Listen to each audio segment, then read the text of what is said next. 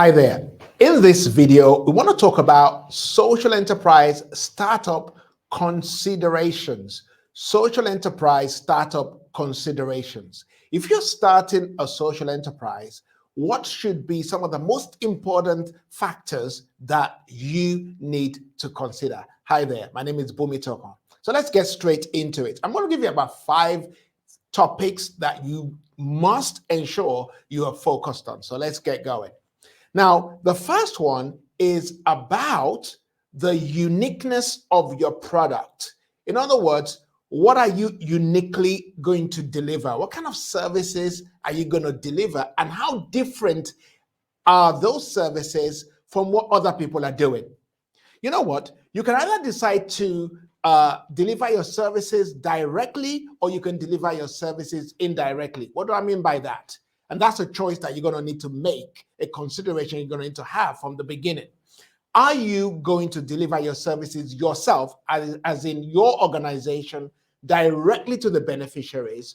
Or are you going to give your resources to an existing organization that is delivering to the same group of beneficiaries that you would prefer to deliver to? Another thing that is worth considering under the subject of uniqueness is, what is your plan? What plans do you have that is different from what other people are doing? So that's the first kind of consideration that you will need to have. The second consideration is about the human resources, and this is so important. Your staff, who are they going to be? One thing I would say is that your staff should always be complementary to you. If you are the founder or you have a co-founder as well, your co-founder should complement you. Many a times when we want to set up social enterprises, we tend to pick people who are like us. That's a bad mistake. You need to pick somebody who is different to you, somebody who sees things a little bit different, somebody who knows a little bit more than you in certain areas of the business, somebody who is good at sales because you're good at marketing, somebody who is good at cash flow forecasting because you are good at administration.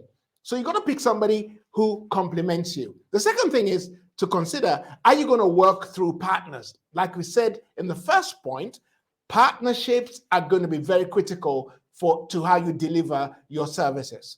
Again, in terms of partnerships here though, we're talking about somebody else, another organization receiving funding, and you are co-delivering the services with them. That could be a way of doing it.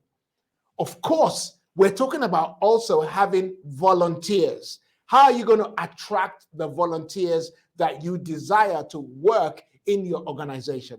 And then finally, you might think about contract staff. For example, when I talk about contract staff, I'm talking about maybe people you find on platforms like Fiverr or other similar platforms that are personnel that are going to be part of your organization's delivery process, but are not going to be employed by you.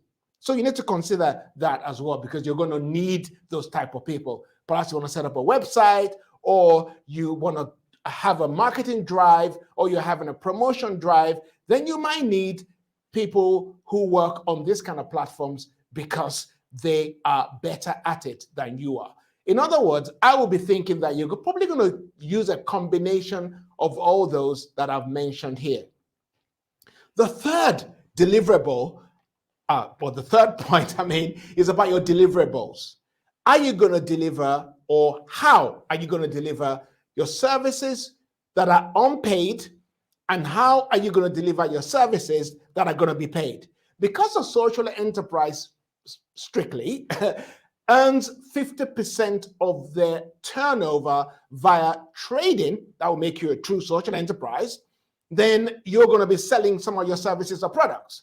So you're going to consider, which ones of my services am I going to deliver via maybe grant funding, so it's unpaid, and which services am I going to deliver that is going to be paid, and to whom am I going to deliver those services to, and how am I going to reach those people, particularly those who are going to pay for the services. sometimes it could be easier, but not always, it could be easier to reach those who are not paying for the services. Sometimes it could be just as equally difficult, but at other times, you might find that it's those who are paid that are going to require a little bit more emphasis on marketing and how you deliver your marketing plan to attract those people to start paying you money. In fact, you might need to spend money to actually attract those people to pay for your products and services, i.e., you might have to set up maybe a funnel, or you might have to set up a website, or you might have to do some Facebook ads or YouTube ads in order to attract the people that are going to pay. It's important for you to consider that.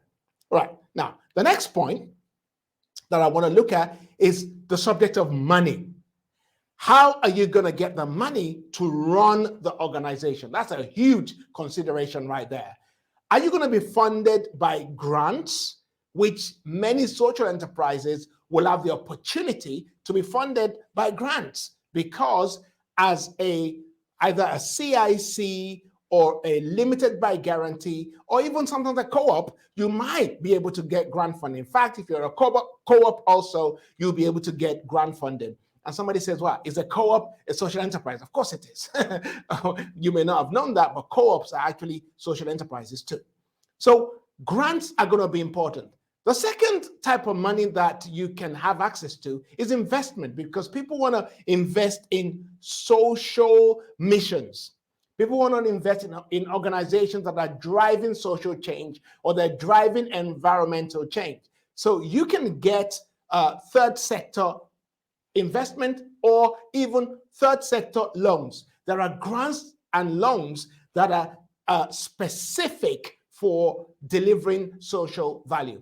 So you might want to consider that. And of course, the final type of income you're going to need is trading income, which I talked about in the deliverables section.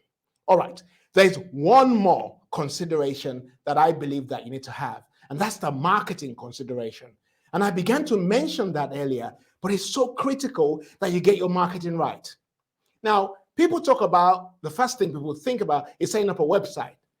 The point is, before you set up a website, you need to have at least tried out your products. You need to have tested your product. You need to have created an MVP, which is a minimum viable product. And you need to have got your potential clients to give you some form of feedback, ask certain questions. Then it's those questions that you actually answer on your website. Don't be like some other people, just go set up a website because they just want to have a website. No. What questions are you going to answer on a website? What kind of website are you going to have? Is it going to be just one that is like a resource, or that is going to be a sales funnel to drive sales, to acquire maybe emails and addresses and phone numbers, or what exactly is it going to be? So think about that before you set it up.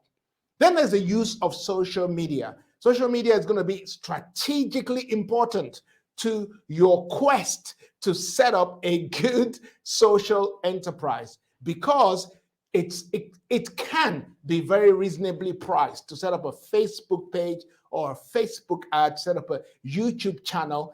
Having a YouTube channel could be very good because it kind of sets you up as the credible alternative, especially if you know what you're doing so well and you can put out good videos that people can learn from.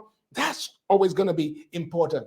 Again, influencers are going to be strategically important to your quest to set up a good social enterprise as a startup.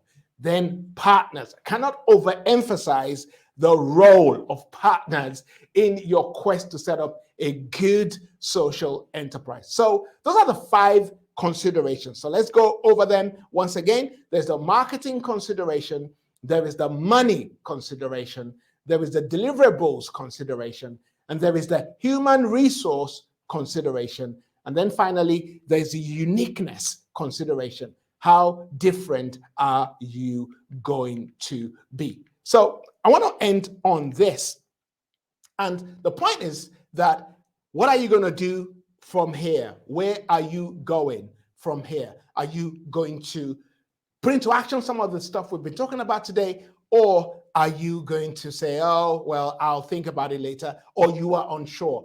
But if you have any more questions, please put it in the comment box below, and I would personally read your questions and also get back to you.